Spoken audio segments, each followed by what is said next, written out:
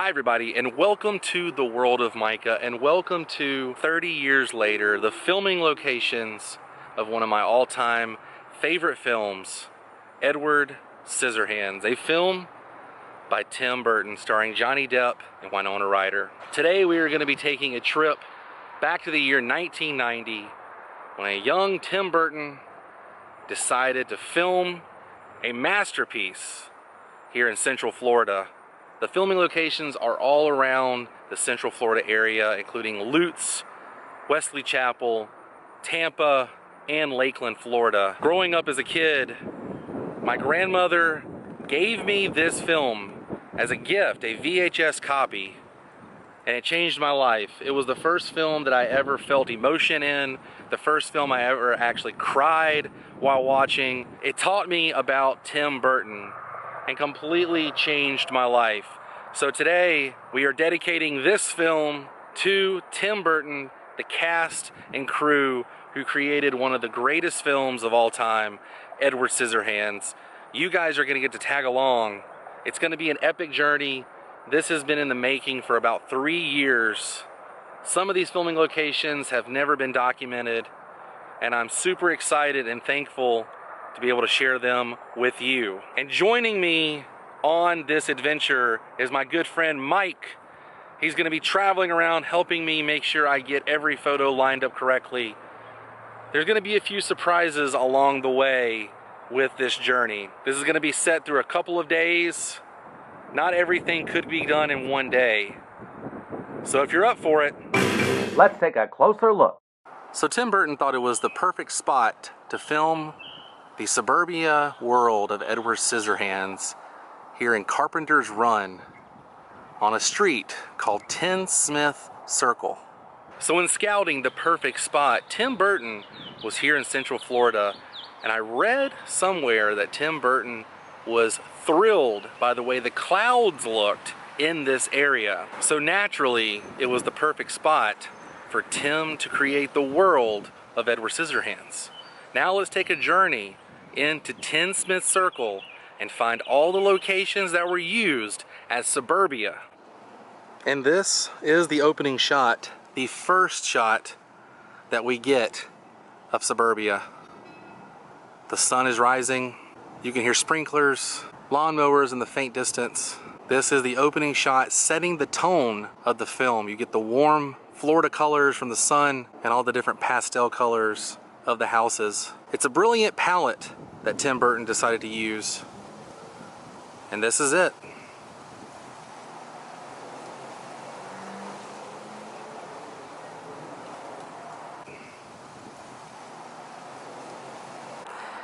Avon calling. This is where Peg Boggs was walking on the zigzag concrete pathway you can see leading up to the front door. Now to the right of that door, that window was covered up by the film crew. A few other things have been changed. The light fixture against the garage is different, and the door is different. But that's where Peg Boggs walked up and tried to convince Helen to buy some Avon.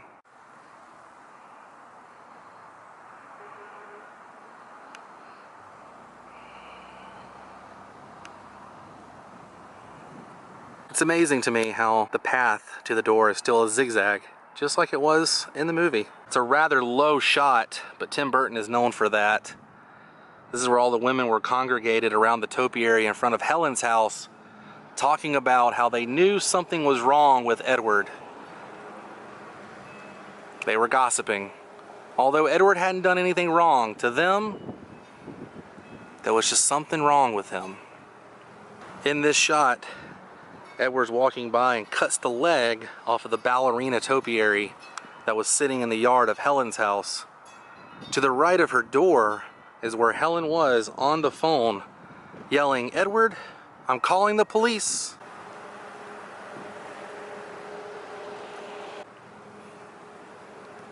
About here was the shot with the topiary in front of the camera, and you can see Jim and Kim and their school friend walking home. To the left of the topiary, you can see the street light Still here after all these years. The penguin topiaries were on the right hand side of the screen, and in the far distance was the big teddy bear topiary. Right behind me is the house that belonged to Marge. This shot is from the opening when Peg is driving Edward to her house. You can see Marge and another neighbor standing right in front of the garage with the car. They all wanted to see who the mysterious man was that Peg was driving home. It's a very pastel, very colorful neighborhood. And here is Edward, a pale, leather black wearing man riding in the car of a married woman. Kind of interesting. Right in between the houses here, next to the topiary, is where Edward would run up and yell across the street, "Kim!"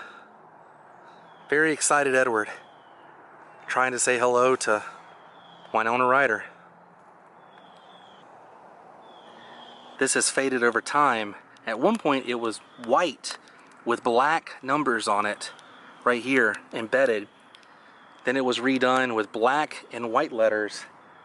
And in the shot I'm about to show you, you can see it right in front of the mailbox when Edward walks up and yells, "Kim." And it's interesting too because it's still right here in front of this mailbox, which is not the original mailbox, but it is where the mailbox was in the film. Edward would have walked right up here, and then the camera angle would have switched to this shot here. You can see the penguin family topiary straight ahead, and right above this gutter right here you can see Anthony Michael Hall, Winona Ryder, and her friend standing. Edward's face was right here where my finger is in the shot. And the lady walked up to him and said, "Edward, you forgot your cookies." About 10 years ago, we discovered that we were living near the Edward Scissorhands community. I wasn't aware of this, I thought it was in Lakeland. So when we discovered that, my wife told me that if I bought her this house, I would never have to purchase for her another Valentine's gift. So, needless to say, we now own the house. And this is the house where Edward walked out and yelled, "Kim." That is correct, right there. I had Johnny Depp in my yard. Behind me is Esmeralda's house. This is the shot of Peg Boggs continuing her journey trying to sell Avon. Peg decided not to go to Esmeralda. She knew she would tell her no. To the left you can see the street light is the exact same, and underneath that is the drain pipe. Take a look at the house behind that light. The chimney is exactly the same. Some more movie magic for you. If you look to the right of Peg Boggs, you can see they covered up the electrical box with a bush.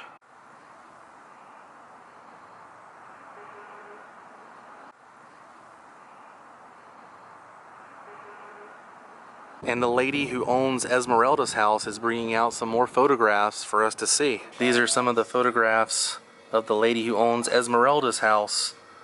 Personal photos of her collection from filming. Look at the topiary. Some of these topiaries are almost difficult to see in the film, but they definitely made them here. There's a shot of the Boggs house with the Happy Holiday sign and the snow being placed on the house.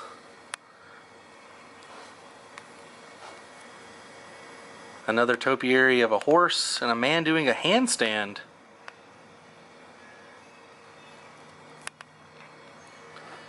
Here's some of the cast and crew. That's Rose Rosen. She was the casting director here in Orlando. Dianne Wiest and Tim Burton. Another photograph of Dianne and Rose Rosen sitting at a table together. The bowling topiary and the entrance to the fake castle. They just built the facade gate. Johnny Depp and Winona Ryder. And this is a photograph from inside the house looking at the devil topiary. And this is the shirt they gave the lady who owns Esmeralda's house to. Shirt from the cast and crew. That's so cool. This bush was turned into the devil topiary the neighbor allowed me to walk up here and take a photograph of this for the documentary.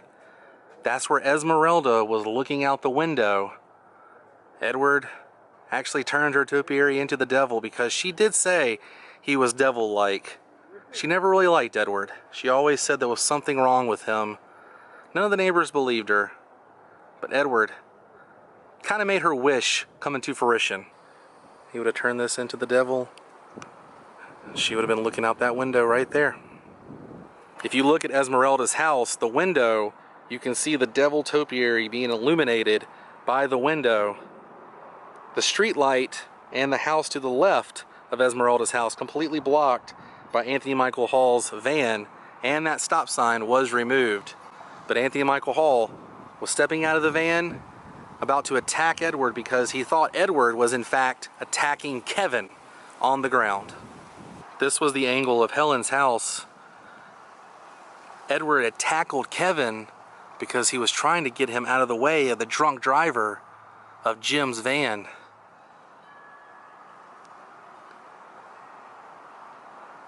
You can see where the small window is straight ahead was where the bowling ball pins were. Helen was standing right on the side of her porch yelling at Edward because she thought he was attacking Kevin. Kevin and Edward were right here on the ground.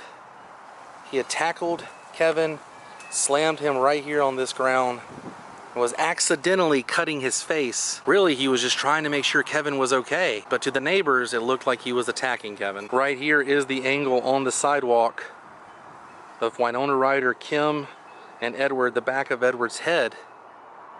You can see all the neighbors congregating, trying to see if Kevin is okay. The police officer was driving down the street heading towards Edward and the congregation of people. Kim looked at Edward, shook her head and said, "Run." So straight ahead at 1752 Tinsmith is where Peg Boggs' car was parked. She got in her car and this is where she discovers in her rearview mirror the castle on the hill. What's interesting is if you look to the right at the mailbox to the right of the screen, you can see two kids on a bicycle and a kid on a big wheel, and there's an electrical box on the sidewalk area still here after all these years. And the house to the far right with the tree in the front and the white car was wrapped in a orange and surf green turquoise color, wrapping all over the entire house.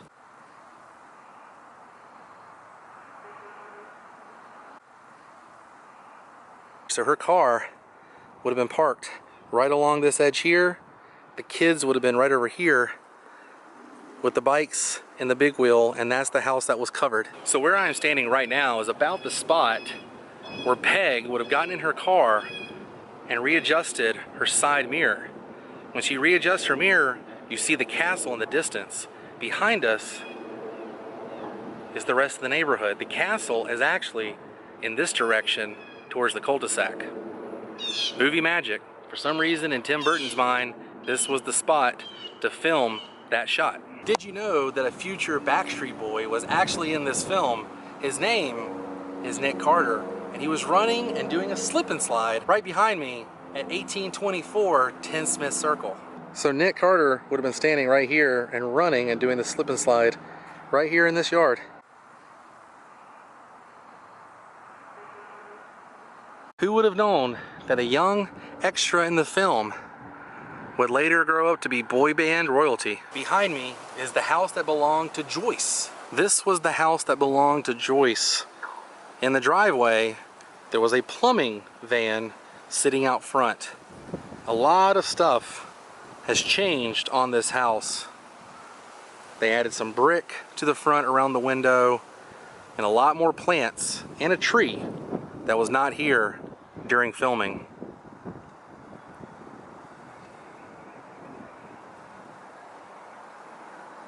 So right around here was the angle of the shot when Kevin was walking back home from his friend's house. The old man would have been sitting right there in that garage. The garage door was open. He was sitting on his seat. And he asked Kevin, have they called him yet? Kevin says, who? Right about here is the angle when the camera pans to Kevin. He would have been standing right in front of the frame of where that mailbox, and you can see the topiary to the right of Kevin. He would have passed Who? The old man replies, him, that cripple. Kevin shrugs it off. I'm sure he knew he was talking about Edward. The old man continues the conversation by saying, let us know when they do. Let us all know. Like a good little boy. So talking to a local neighbor who was telling me her house was the house where the old man was sitting in the garage talking to Kevin, the classic car that Edward stabs with his scissors was actually her mom's old car. And the tire was actually flat before they did the filming. So they lifted the car up. As Johnny stuck his scissors in, they kind of let the car down, and it slowly went down because the car had in fact a flat tire. So when Edward gets mad, he comes back to Joyce's house where a classic car was parked right here, and he actually punctures the tire. And the shot is a very low shot, classic Tim Burton style. If you look to the bottom of Edward's right hand, you can see that window where Edward is puncturing the tire, and his hands, or his scissors, I should say, get stuck. In this shot here, you can see a crazy drunk driver driving towards the camera. He was weaving all over the place. To the left, at 1744 10 Smith Circle, there was a Santa Claus head right above the garage. It can be seen in the shot, and straight ahead, you can also see the street light.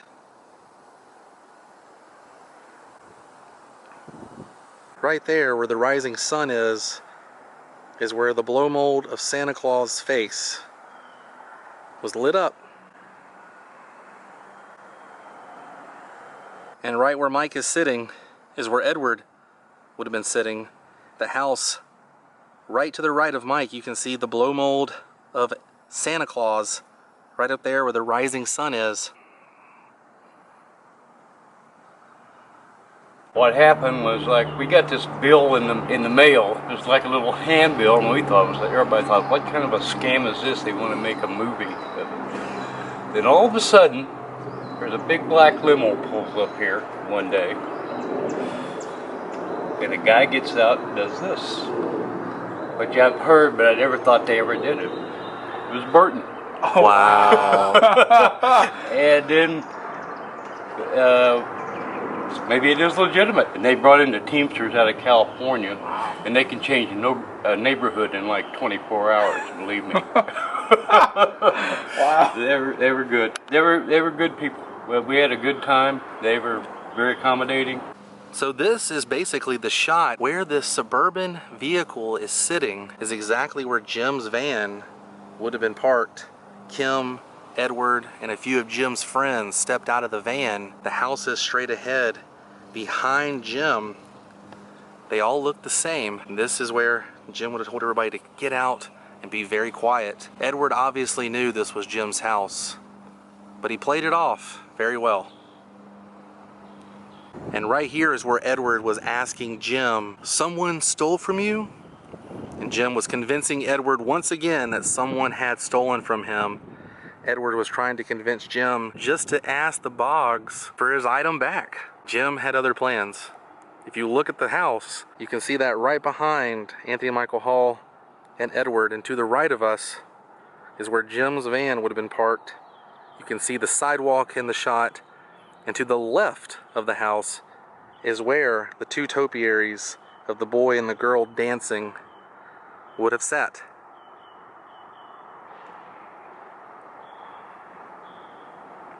And this is the wide angle shot of all three houses. You can see the police officers pulling right in front of the house. They had the whole place surrounded. Poor Edward was stuck inside. Jim's dad had a very solid security system. And this is the shot where the police officer was facing Edward as he was walking out of Jim's house. The famous line, "Drop your weapons." He obviously didn't know Edward had scissors for hands. To the left, police officer, you can see the boy and the girl topiary. This was a pivotal point in the film. Everything changed after this scene. In this shot, you can see Peg Boggs driving towards the castle on the hill in the sky. Obviously, they superimposed the castle on the hill. Pay attention to the street lights. 1, 2, and 3 going down the street. They are still here. One is being currently covered up by a tree, but this was a pivotal shot showing suburbia. You gotta think, did all those neighbors just not ever pay attention to the castle on the hill? In this shot, to the far right, where the dancing topiary of the man and woman are in the front yard, as well as the dolphin topiaries that take place in the 2 middle houses, you can see Jim and Kim walking home. Jim is trying to convince Winona Ryder, Kim, to break into her dad's house. This was the long shot that Tim Burton decided to do, and then he decided to do a close-up shot in typical Tim Burton fashion. And right here is the shot of Anthony Michael Hall, Jim, and Winona Ryder, who played Kim. You can see that female topiary with the dress right behind them. Anthony Michael Hall was trying to convince Winona Ryder to break into his dad's house, steal some money. And right here is the shot of Edward cutting the dog's hair for the first time. You can see he was working on the topiary of the woman in the dress dancing. The neighbor was in between these 2 houses to the far left, watering her yard. This is when the neighborhood discovered his talents. Not only could he do topiaries, but he could also give haircuts. And as you can see in this photograph, Edward's tearing off the shirt that the Boggs family loaned him, getting back to his roots. You can see the topiary to the right of him in the yard, and the garage had Christmas lights going around them.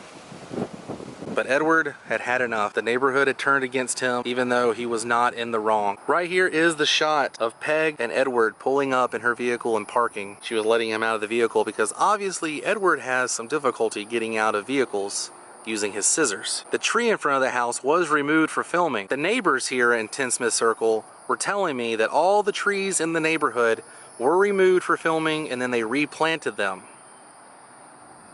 You can see they added a few bushes in front of the Boggs house, but I think Tim wanted everything to be bare so that Florida sun could really bring out the colors of the houses. The stop sign was also removed on the corner of Tinsmith and Tinsmith. Tim Burton loved getting those low angles, and as you can see in this photograph, Edward decided to take a look away from the Boggs house, and Peg turned around and was trying to get him to go inside the house. This is the Boggs residence at 1774 Tinsmith Circle. It's amazing how much the house has changed and has not changed. The color scheme, the plants around the side, the windows have been changed. So much happened inside this house. And right here was the shot of Edward coming back to the Boggs house, peeking through the window to see if anybody was home. You can see the window here has been changed. Both windows on this side of the house have been changed. The shape of the house is the exact same. It's no longer blue, but you can see Alan Arkin, Bill's character, had put snow on top of the roof, as well as the Christmas lights. Also, the plants surrounding the house have been removed. But Edward would have been peeking into that window to the right of the screen. In this scene, you can see Peg driving home with Edward after bailing him out of jail. The news crew was standing to the side of the house, and the news anchor, the lady, was actually Victoria Price, Vincent Price's daughter. Tim Burton decided to throw her in the film, kind of a tribute to her dad for being in the film as well. Peg would have gotten out of the car, and they would have ran all the way up to the front door, right here. So I saved the best for last. My entire life, I have wanted to go inside the Boggs house, that house right there. And you guys want to come with me? Let's do it. Let's go inside the Boggs house, see the living room. Let's go to the backyard where haircuts, barbecue, and Edward did his first topiary ever, right in that backyard. You guys can come with me.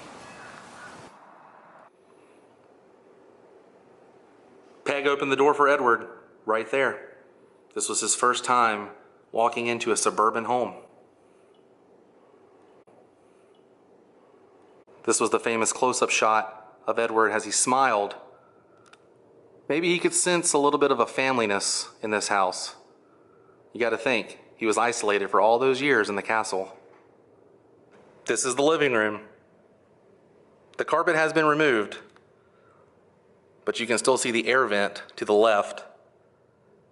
Peg and Edward would have been standing closer to the hallway as he was looking around at a real living room for the first time. Right against the wall here were all the photographs of the Boggs family. The first time Edward laid his eyes on Kim. Funny enough, it's also when he learned what the word bowling was. You know, bowling. So right here on the floor is where Kim, Jim, and Kevin were all three sitting on the ground watching Edward on the TV show. You know the famous scene when Edward gets electrocuted. There's also an angle of Winona Ryder staring into the TV in Edward's eyes. You can see the jealousy come over Jim. He knows something's up.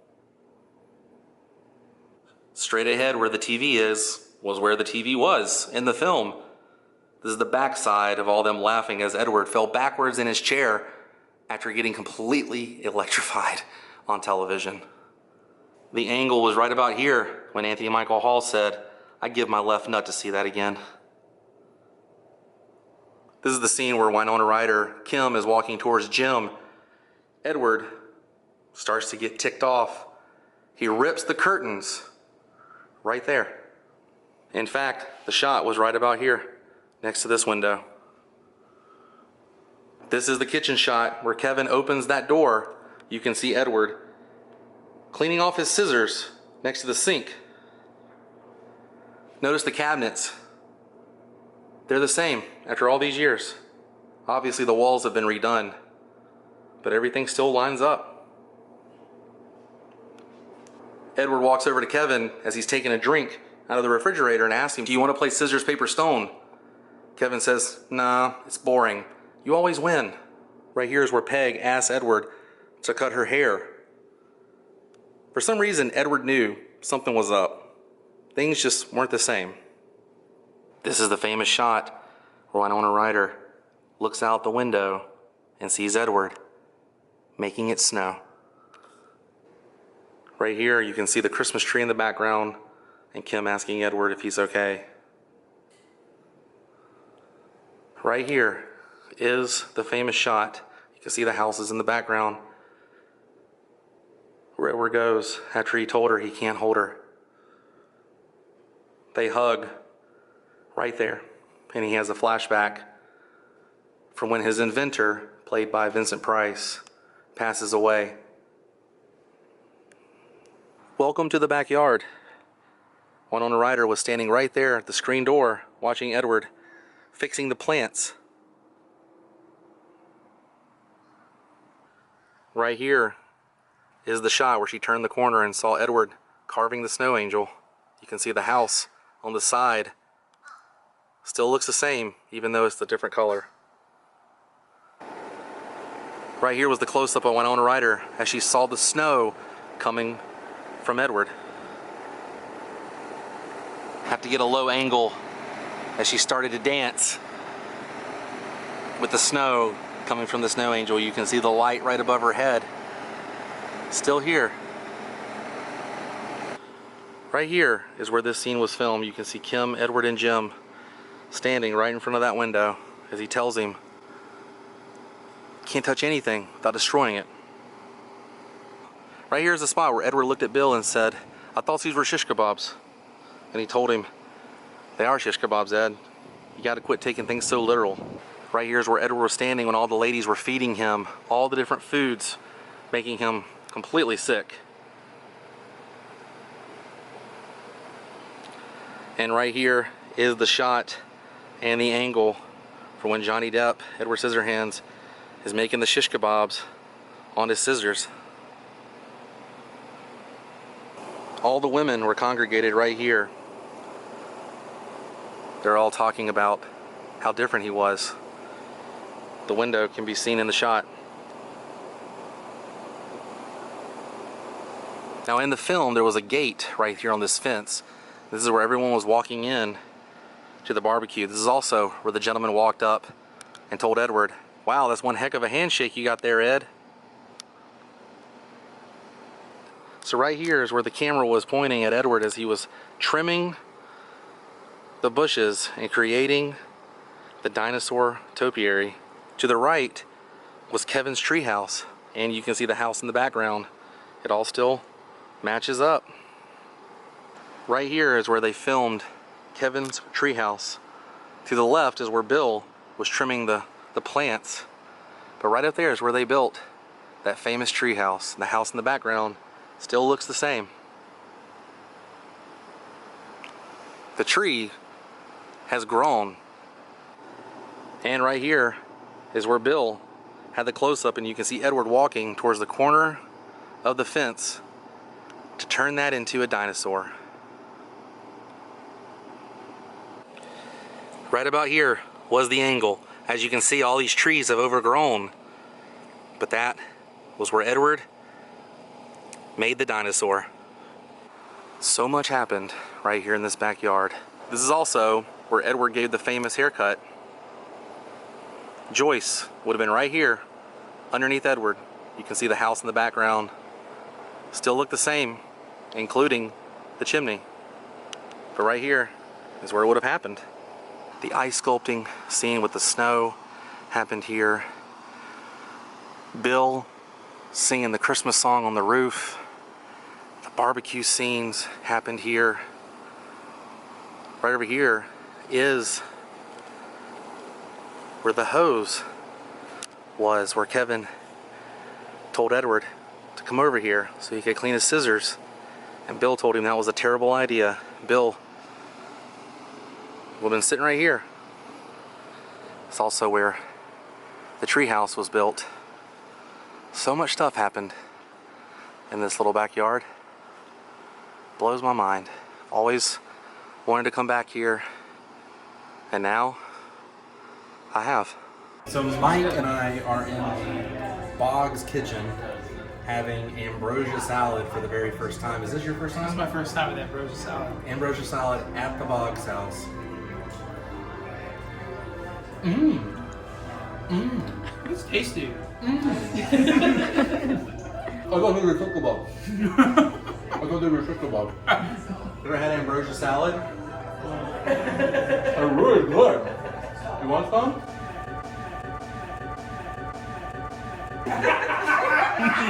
So at the very end of the street, at the cul-de-sac, is where the Inventor's castle was supposed to be. Vincent Price's castle was supposed to be straight ahead, where Edward was hiding out. As you can see, it does not exist. The castle location was filmed in a separate location in Dade City. We will be visiting that location momentarily. But first, let's see exactly where Peg Boggs pulled in her vehicle to the entrance of the Inventor's castle. So she would have been pulling in straight ahead here. They had to make a makeshift driveway. There was a gate built for the entrance to the castle. Movie magic at its finest. All right, so if you look at the picture, it kind of looks like this may have been the driveway entrance right here, where where the concrete meets the grass. It starts to come on this little incline right here. So I mean, I would imagine this would be like the perfect spot to ride up here. Yeah, her car would have been driving right up in this area here. It would have been right here, and then they would have drove up right here, and then obviously you wouldn't see any more past that. The camera would have been on that side, facing back towards the main road. This is the shot that Peg's vehicle would have been driving in, this direction where we are standing. She would have been driving towards the camera crew, and then she turned a quick left turn and drove out of the frame away from the camera. So now let's take a journey to Dade City, Florida, where the crew built a facade castle that was supposed to be Vincent Price, the Inventor's castle. Welcome to Dade City, and on this dirt road, Tim Burton and his crew decided to come out here and build the facade for Edward's castle. It was right over in this area where the crew would turn in. The castle was built straight ahead, somewhere in that area on a hill. A news station in Tampa actually did a story talking about Hollywood coming to Central Florida. I'm going to show you guys a few spots from that news taping, which is the reason why I know this is the spot where they built the facade castle. So right here is where the sign was posted that said Edwards. As you can see in this newscast photo, the lady talking about it, they posted a sign right there to the right of that second post, which means the crew would have pulled in through here to get to Edward's facade castle they built for the movie. Now obviously this is someone's property, but they built it right out here in this location. This is where the crew would have driven with the cameras and all the filming equipment for Edward's castle. And it makes total sense. Where we are elevated right now, just look at the clouds. We look like we could just reach up and grab them. Tim wanted that look with the camera. What they did was they dug out a deep hole and actually made this more elevated, then built a fake facade right on top. I just love after all these years this is still here, including that little piece right there that can be seen right next to the lady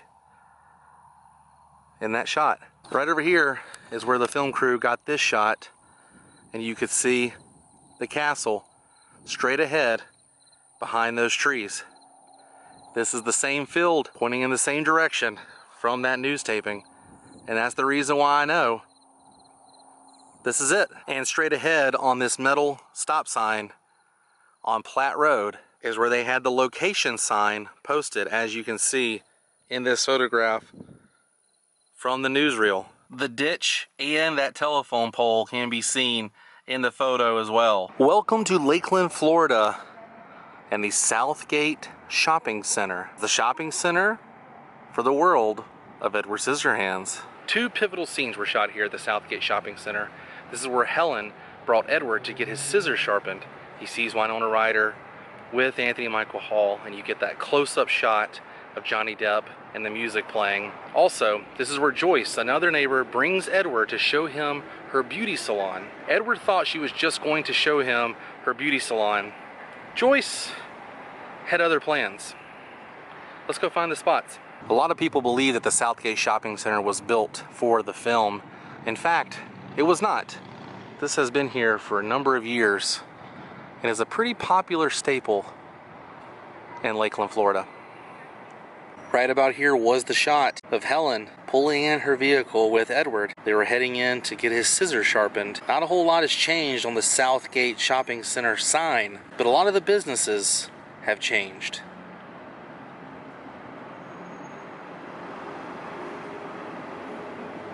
So Helen would have parked her car right here where this car is currently parked.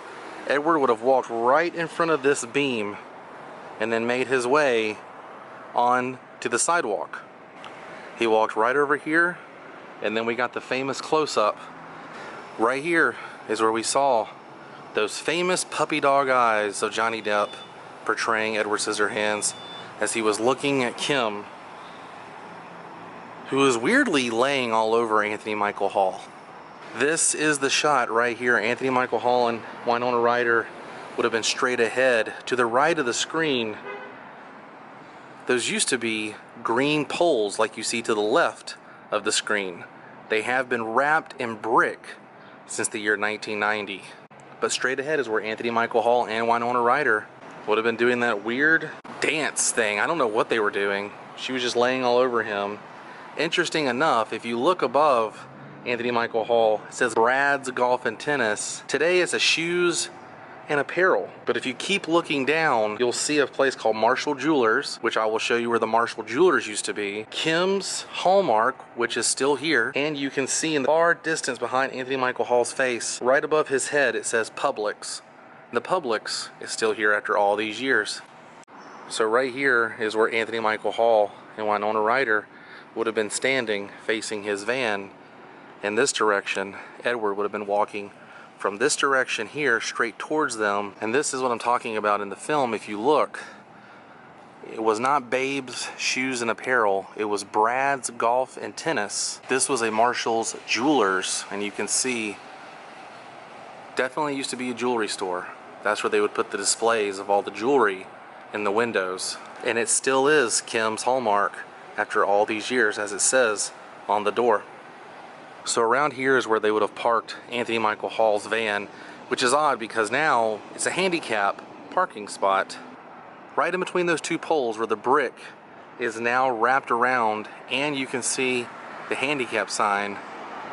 It's where Edward was standing. He was standing next to the fabricating sign and the barbershop sign, right in between those two poles.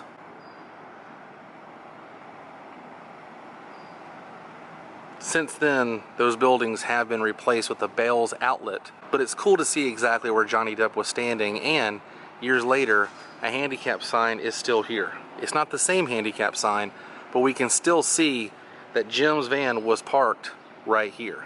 In the film, these are what the poles looked like, and in current day, they have been wrapped in brick. Straight to the back, on the far left side, was where Joyce's beauty shop was supposed to be. I'm going to show you guys exactly where Joyce and Edward walked through to get to the beauty shop, and then I will show you guys what is left of the beauty shop. Right here is the classic Tim Burton shot. He likes to get those low angles.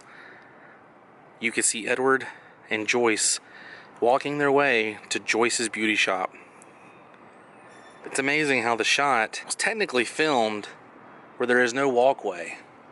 They had the actors walking in a bunch of mulch and where they have plants currently, but Tim really wanted to get the angle of the backside of that Southgate shopping center.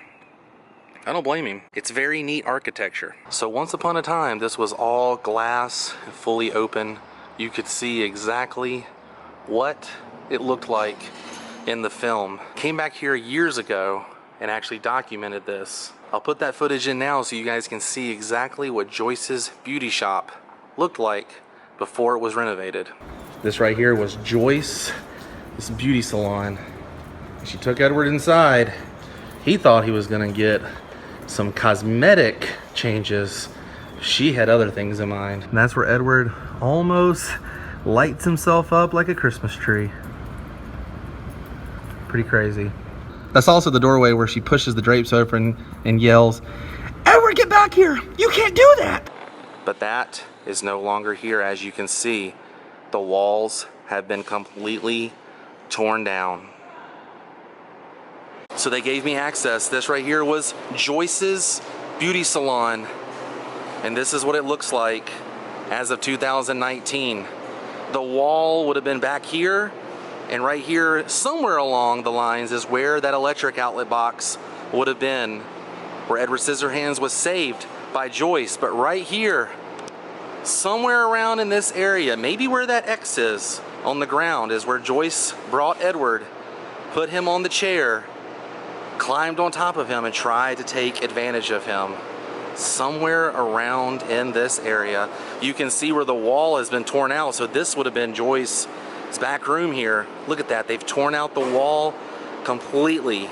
So Edward would have been around somewhere in here on the seat, and Joyce was trying to take advantage of him.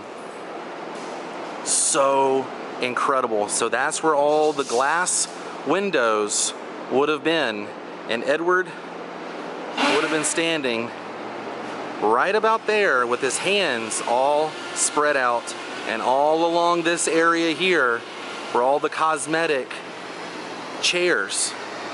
Incredible, you guys. Absolutely incredible. When Joyce tries to take advantage of Edward, it scares him half to death. He takes off running and makes his way to the diner. It's right across the street here. So now we're on the corner of South Florida Avenue and Alamanda Drive in Lakeland, Florida. And where the Boggs had their dinner with Edward is now a law firm. In fact, where I'm standing is exactly where this camera angle is. You can see the Southgate Shopping Center right on the back side of that stop sign. And then take a look at that red car. It's parked straight ahead, and you can see the sidewalk area. But this is where the diner would have been back in the day. Now obviously it's been demolished and a new building now sits here. It's a rainy one here in Tampa, Florida, but we are heading to where Kevin brought Edward to school for show and tell. They would have had the cameras out here in the grass, but that's the building right there. In fact, in the shot, you can see that statue straight ahead. You can see the statue over here in the shot and the building right here. This is where Kevin brought Edward for show and tell. And now we find ourselves at the end of the adventure. The adventure is over, but it was a fun one. Thank you so much for joining me on this adventure. If you enjoyed this episode, please give me a big thumbs up. I've been working on this for the past couple of months, and I'm so thankful I was able to bring you guys along for the ride. Being invited inside the Boggs House was a dream come true. I'm super thankful I got to share it with you. Visiting the school, visiting the shopping center, all the neighborhood areas. Special shout out to On-Set Cinema.